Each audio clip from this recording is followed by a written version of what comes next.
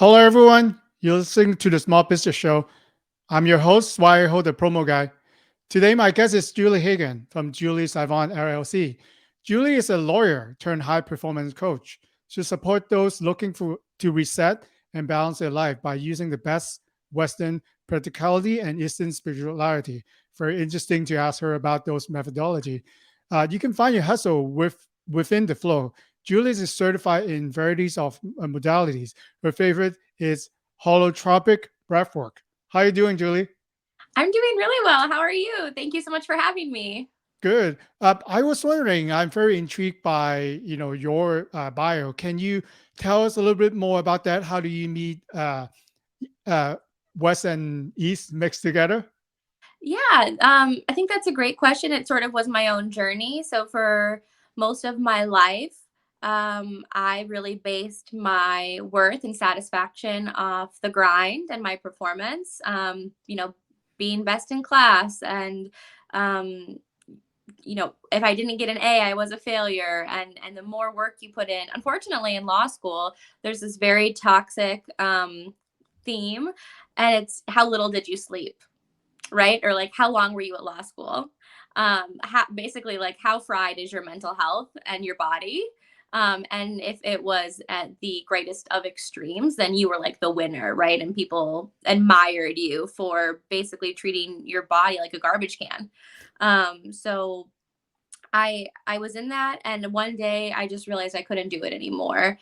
I had a great job and made a ton of money, and I'm very grateful for the opportunities that I had. However, I knew I was going to sooner or later. I was really going to see the effects of what I was doing, and I was going to regret a life not really lived. Right, I was basically like a robot in the cog of the law.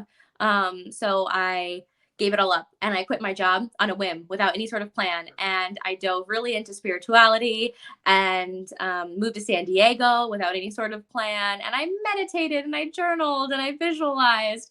And I kind of thought, like, oh, well, why isn't my life, this amazing abundant? That's kind of a buzzword in the spirituality community. Why isn't it so abundant? And I realized because you don't need one or the other solely, you need both, right? It's about balance. It's about finding the two ends of the extremes and figuring out where you exist somewhere along the spectrum instead of residing on either end. And that's where you really find your magic spot. Okay, I like that story. So that means that you actually utilize meditation to help coach your client in business. Is that correct? Yes, meditation is actually the one thing, because I don't believe in one size fits all. All of my coaching is personalized to the person and what they need and what they really are, working through in the moment. But meditation is the one thing that you have to agree to, try on in some way, shape, or form with me in our coaching, because I truly believe meditation is so essential for every single human being in whatever form. Like maybe it's working out and really isolating your muscle groups and thinking about the movement of your biceps as you do a curl. Or maybe it is a more traditional form like what I do, and sitting and concentrating on your breath and letting go of your thoughts. But whatever it looks like for you, meditation is something that every human brain and body needs. I really believe that. Give us an example, if you could, for some of the benefits that if we take meditation into a practice, and when should we do it in a business setting?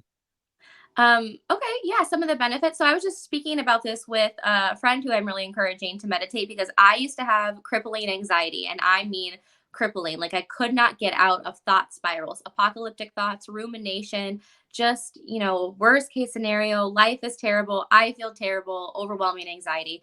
And I got out of my anxiety and I stopped using medication through the daily practice of meditation, because it allows you to create space around your thoughts. You stop identifying with them. It brings you back into your body. It calms down your nervous system. It gives you better thinking skills and clearer mind. And you're able to really turn, whatever skills you think you have. Because I thought I was pretty smart and good at life. But when I started meditating, I was like, ooh, there's a new level I'm reaching, because I've opened up this space and clarity for myself. And your thought processes just all start to click better, right? It's almost like it's almost like oiling the joints of your brain, basically, when you meditate. Um, so that those are some of the benefits. And it doesn't have to look complicated. I know that you can get benefits from meditation, even just doing it 1 minute each day. And so what I like to encourage people to start out with is setting a timer for 1 minute and to think about their in breaths when they breathe in, to say to themselves, in, and when they're breathing out, to say to themselves, out. And just to do that for a minute. And if you find your mind has wandered and you've come away from your breath and the meditation, the minute that you recognize that you have stopped focusing on your breath and you got caught in a thought spiral, that's actually when you're meditating. Like, that is the true gem of meditation, and you bring yourself back to the breath. If you do that 10 times, cool, like you meditated in a really powerful way 10 different times. So don't beat yourself up for that. Really pat yourself on the back for noticing where you're stuck in thoughts. So during meditation, we actually don't think about a problem or whatever stresses us out, right? We actually focus on the breath, right? Yeah, so I like to either think about your Like, what do you thoughts think as about? As clouds. what, let's say I'm mad, I'm getting upset, frustrated by work, so I don't actually think about those problems, right? Like doing those minute meditation, I actually think about just my internal breath. Yeah, well, that's definitely the idea, and for really seasoned practitioners of meditation, 100%. I think that feels overwhelming to say to a beginner. So instead, what I like to say is, think of the situation, imagine it almost as a cloud or train cars passing you by.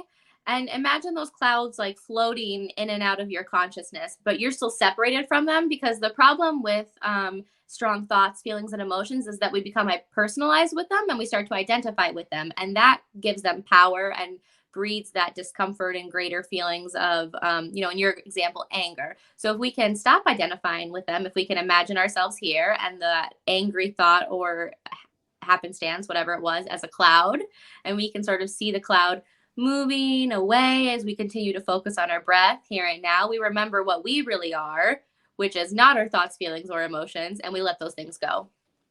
Yeah, I really like that idea, especially I imagine myself, having a sales call, maybe a difficult call. So instead of having hopping onto another call, which I'm maybe upset, maybe fatigued, maybe kind of angry, sometime. So, do that 1 minute, it can kind of reset my mind and help me more ready for the next call, whatever task that, comes at me. Yeah, one thing I encourage all my clients to do, especially if it's something like what you're describing, it's a quick succession of events, is to take 3 present breaths. Just feeling the in breath, feeling the out breath, and do it 3 times. And I guarantee you, you will have found spaciousness between yourself and that emotion. Okay, that's good. Good idea. So let's dig deeper. Dealing with feelings and emotions. I know that if you're a small business owner or if you're a salesperson like I am, a lot of feelings, right? Like do they accept me or do they not accept me, or how am I going to meet that timeline? So it comes up all day, every day. Sometimes it comes up even way after work. So how do you suggest us to deal with our feelings and emotions, especially we're living in a kind of stressful situation right now? Yeah, I'd love to give away a framework that I use with all my clients that I found to be very effective. And to start by saying that the worst thing you can do is to avoid those things, is to say, I don't have time to deal with that right now, or I don't want to deal with that right now. Because the more we push something away, the more we're actually feeding it energetically by not addressing it. And it grows and grows and builds and builds. And ultimately, the impact it has on you is much greater than if you had just faced it in the beginning. And I know for those people who grew up not encouraged to or distanced from their feelings, that's really hard to say, like, I'm going to feel my feelings right now. So I honor you and I acknowledge you in that, if that's you. And to say, it doesn't have to look perfect, but lean in. I promise you, the only way to heal is to feel. I didn't come up with that. It's a cute little saying, though.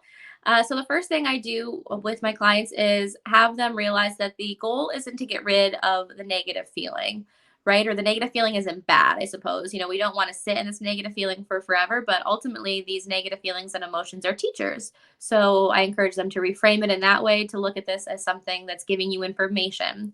And so when you can, accept that it's here and be aware of it and say, okay, like I'm going to meet you here, instead of the common phrase of like kill the ego of saying I'm going to, meet you with love and acceptance. Let's explore this. And when I say you, I'm talking to the feeling, right? I'm really engaging with this feeling. So then I ask my clients to notice, where does it live in their body? Is it tightness in the shoulders between the shoulder blades? Is it maybe an upset feeling in your stomach? Wherever it is, bring your attention there and just notice it. Can you be okay with it? Can you really feel wherever it lives, and maybe even name it? Maybe it's anger, sadness, frustration, overwhelm, whatever that may be for you. So once you can kind of get still, I do those three breaths, three really present breaths in and out, noticing, the air coming in and going out of your body. And then I encourage you to ask the feeling, ask yourself, what is this here to teach me? What is this emotion here for me right now? And maybe it's to say you get to have a new system because the system isn't working. Or maybe it's to say I'm not feeling worthy or good enough at my job. Whatever that may be for you. And don't let your mind run away with this, right? Let your intuition speak to you, because the first thing that comes up for you, a great book to read on this topic is Blink. But the first topic that comes up for you is really what's the truest, right? We have really high intelligent bodies and brains, and we often like let our lower thinking minds override our intuition. But really, our intuition is what has gotten us this far. And the more we lean into it and follow it, the greater success we will have. So after you have listened to whatever is coming through for you, to tell yourself and the feeling, thank you, I love you. And to imagine yourself breathing in a really white, purifying light and sending that light wherever the emotion lives, your stomach, your shoulders, whatever. And then exhaling and imagining that tough emotion or feeling just exhaling out through your mouth. And almost imagine it, I like to imagine like a gray, sort of, smoggy type color. So I'm breathing in this white, very pure, energizing, clean air, and I'm breathing out that feeling. And just to even notice the changes that occur for you there in that space, that can take as little as 5 minutes. So you recommend that whenever that we are feeling, we should deal with that and address it, before moving on to the next things that we might thinking of doing. Yeah, there's a funny quote. I think it's Woody Harrelson, and I might not get it perfect, but he goes, "I don't cry, just grow a tumor." Right? Because it's true. Like the things that we put in our body, whether it be food or tough emotions, those things have power and they have energy and they'll grow. And that's why we see these heart attacks and panic attacks and strokes. It's like you're giving yourself an aneurysm. Yeah, I think it's very important for us to know how to let go. If you are a person that holds everything in, at some point, it's kind of like a pressure cooker. If you keep putting Yes. pressure in it, explode, right? At some point, you got to release those pressure before you can open it. So, that's I guess my analogy for your methodology is, you got to let steam out, right? There are different stress, different challenges that you face in business every day. So by recognizing that you have that feeling, and like you said, take them out. I recognize that I have this type of feeling, and now with my breath, I'm letting it go. So you actually let yourself unwind to be ready to take on the next task. Yeah, and it's interesting a point that you made too about the pressure cooker. I think that's an amazing analogy. And some people think, well, my health is fine, like I'm not going to have a heart attack or I don't have panic attacks, whatever the case may be. But you do take it out in some way, right? Like maybe it's in your personal relationships. Maybe you're someone who flies off the handle with your partner or your parents or your children. That's because you're not dealing with these emotions. And that's another benefit of meditation. I feel like the majority of the time now I respond, I don't react. I can give myself the space because of meditation to really think about, how do I want to move forward in this situation versus that like first instinct, mean, yelling, bad names, whatever the case may be. Okay. Yeah, that's interesting. So I guess we all have it. We're grinding in a business. We wanted to put in a lot of work. Especially during COVID, we are actually working more than ever. We go Zoom meeting after Zoom meeting. So any suggestion and tips, really, to unwind and to not work ourselves to death, because a lot of people that I see at Chamber of Commerce at meetings say, I have 10 Zoom meetings today. I'm worked so much and I'm really tired, but I have to do it. Is that true? Like, how would you respond to someone who gives you a statement like that? Well, the first thing I would say to them, I'm big on mindset work, is if you believe that's true, then that's going to be true for you, because the only thing that's true is what we believe and what we put out there, right? And that's why you see so much discord and disconnect between people on the internet over things like COVID and, getting vaccinated, because we're so set in what we believe to be true that that becomes our only possible reality. And we don't leave space for other things one way or the other. So if you believe you have to take those 10 meetings and cry yourself to sleep at night in order to make money, then yeah, congrats. That's your reality because you're creating it.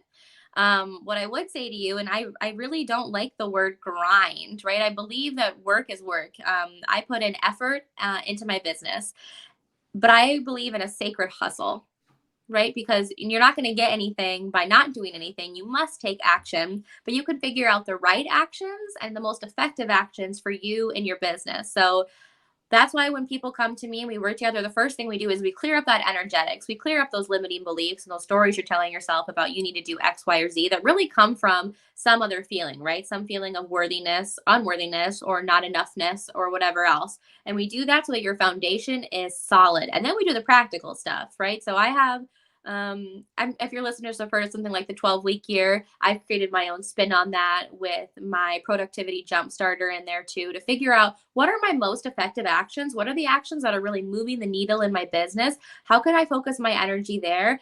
And noticing which actions really light you up and which actions really bring you down. Because once again, um, your body is constantly giving you feedback and your intuition is constantly giving you feedback. So those actions that really like ignite something in you, those are the things you should focus your energy on. And I know it's not sustainable for everyone, for me to say to every small business owner at the beginning, like, go get a bookkeeper if, doing your books really is bogging you down. But it's noticing, okay, what are the things that really don't light me out in my business and really drain me and make me feel bad? Let's make a list of those. And as I focus my attention on the other things and I continue to grow my business, how can I begin to outsource the things that make me feel bad or that I don't want to do, so that I can continue to spend my time on the things that do?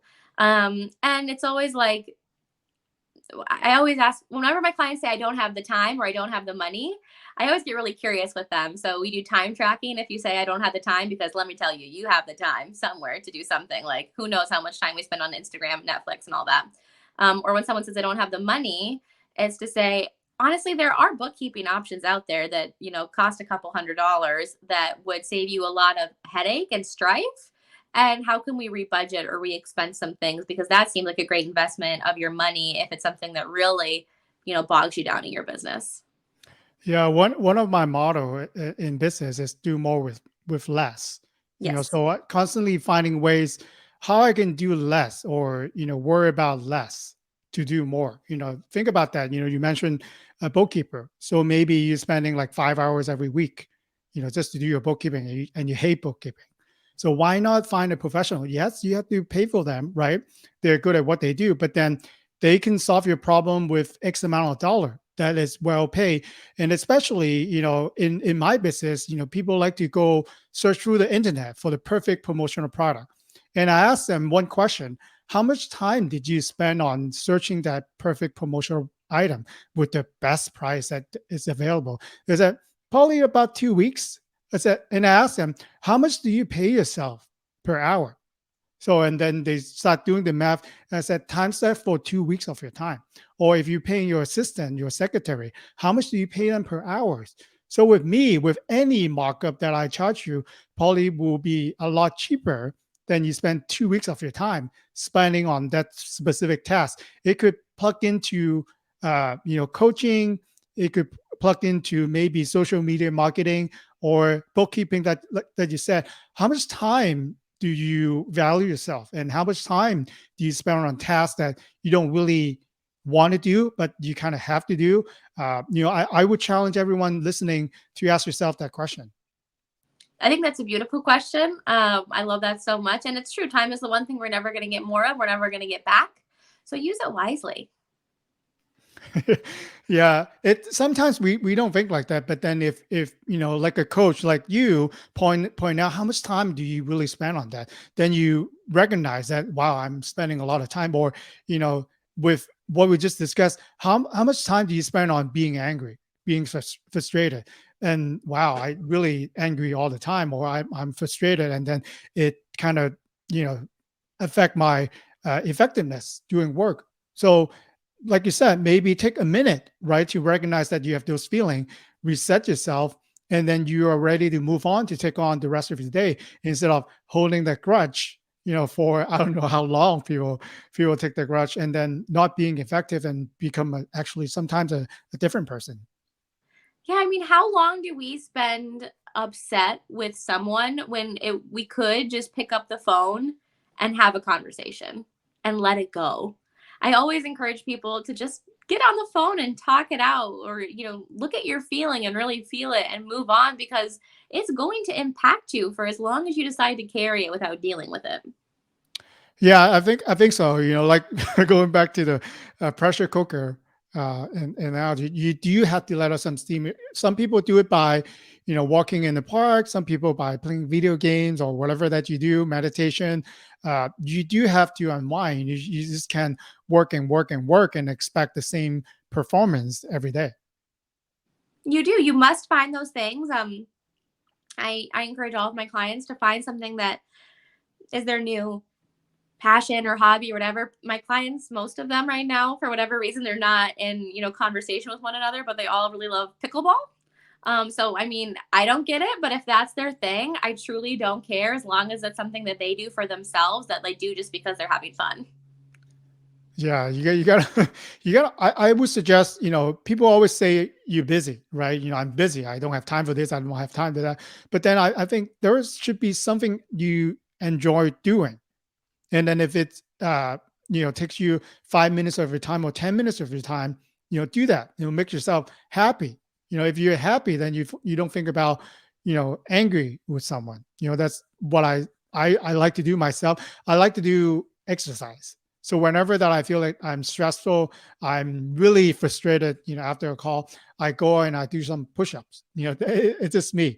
Or I like to do gardening. So whenever I'm immersed in my gardening, I don't think about anything but the dirt and the plants right now. So find something that you can do. I would suggest everyone to do, or really, like you said, take a meditation. It only starts with 1 minute. Everyone has a minute. Everyone has a minute, definitely. And yeah, we are here to enjoy life. And if you find day in and day out that you are just miserable and not having any fun, I say this lovingly, but you're doing it wrong. You're doing it so wrong. So, like, try something else. Okay. Yeah, since we are having this show at the end of the year, I would ask you for your advice for a better 2022. And let's set the table. Let's assume that we are busy, right? Okay. We have a lot of responsibility that we've been dealing with work, with life, and then we're somewhat stressful, right? So how would you suggest we build a framework to both for ourselves, for business, and then to have a better business success for the year to come? Yeah. Okay. I would encourage you to have a feedback day, and you can take as little as an hour if that's really all the space you feel that you have. But to give yourself a couple hours to do this process is really, I would say, important, and it can really set you up for success. So I would start by doing something that you enjoy. Maybe that's pickleball, exercise, gardening, whatever that may be. Oh, my cat just said hi. And then, to get yourself in a happy, fun state. One thing you mentioned that I love to facilitate is holotropic breath work. That's very powerful to really increase your state. So to do something like that, and then to sit down with your goals for 2021 and to take some time for some honest reflection. And that's, what I call feedback, and to say, hey, what was really working in what I did this year? What were things that I did that really moved the needle? What were things that really made me happy? What were things that I made a big impact in the world? And to get clear on those. And then to look at what really wasn't working. Maybe it was, spending too long on Instagram, or maybe it was not dealing with my feelings when they came up and pushing them down. So this is a time to not hold back, right? Because this isn't about you looking good to someone else. This is about you being honest with yourself. And if you can't be honest with yourself, who are you honest with? And then I would move into something a little bit deeper and a little bit more esoteric. And I call that like your ways of being. What were the ways of being that were really effective? So I find that I'm, most effective in my business when I'm giving, when I'm there to give value and to support others, when I'm having fun, and when I am really focused on the other person and what I can do to be of service. And then what ways of being didn't work. And maybe it was being jealous of other people's success, or holding on to resentments or past conversations, not letting things go, and to take stock of those things as well. And then to say, okay, well, where do I want to go in 2022 based on, what I achieved in 2021? What are some big goals? And then I chunk those goals down into different things like, of course, stretchy, and then like, holy cow, my mind is blown. So you can really set yourself up with success by, those of course goals. Because when you start to achieve goals, you create new neural pathways in your brain and more dopamine and serotonin firing, and it creates positive feelings to increase motivation.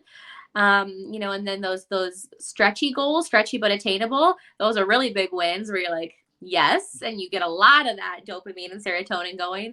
And then it's always great to vision for your 1,000 out of 10 life, for that life that would take your breath away every single second of every single day. Maybe you living in Mykonos with your most ideal romantic partner, and your life is just sunshine and cotton candy all the time. Whatever that looks like for you. And to really anchor into that vision, to think about it, to think about what would that feel like? What is that? What do I hear? What do I see? Who am I with? What does it feel like tactilely? What am I tasting? What am I smelling? Sink into those feelings. Um, and then, I think the benefit of working with a coach is we have these tools to help you get there, right? Like I mentioned, my own spin on the 12-week year, my productivity jump starter. Those are things that are going to support people in making sure you get to where you want to be in 2022. Okay, I really like that. So personally, I would like to let go better, because I always talk about target audience, for my business, but and then we recognize also in our business there are certain clients that we like working with who are truly appreciate what we do, but then others who might never be happy or might not be a good fit. As a business owner, are you willing to let go? Are you Mm. willing to let go? Those are uh, pulling you back and then stretches you out? Are those other that always make you happy and then you're really happy whenever they call or whenever that you connect with them? So maybe what we can do is find out what is not working, what is slowing us down, and to let them go. And then to your point of view, are you able to take it all in, or are you just trying to solve problem by just solving problem? There are other ways that the path is more straight, then you like to take on challenges, or you actually wanted to take on more stress for yourself. So I think that's another question that I would like to ask the listener. Are you just taking on challenge, or are you just trying to grow your business? And they're different. Yeah. Are you open for a piece of feedback? Sure. Just an observation that I'm making, uh, is when we say yes to those people who are stressors in our life and who aren't really our ideal clients, because it sounds like an ideal client for you is someone who you enjoy working with and who appreciates the effort that you make. When you say yes to people who aren't that, you're blocking off space and opportunity for the people who are those firm yeses for you. And to trust and to know that like more people who are firm yeses will come as you continue to let go of the people who you're just trying to make fit. And I get that that's really tempting. That was something that I moved through in my business. But the more I finally said no to clients where I was like, oh, I could tell on the phone we were not going to work well together, even if they wanted my service, the better off I was down the road, because I ended up calling in and bringing in more clients who really wanted my work and were ready for it. Yeah, I love that idea because obviously we wanted to align ourselves with our dream client, our ideal client every single day.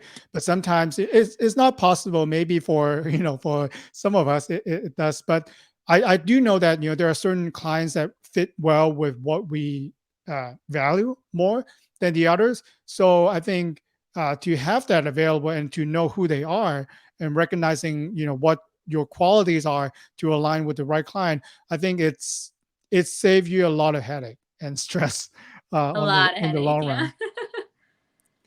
So, Julie, I think this is great information. And for a listener who wanted to reach out to you to find out more about your 12-week program, what would be the best way?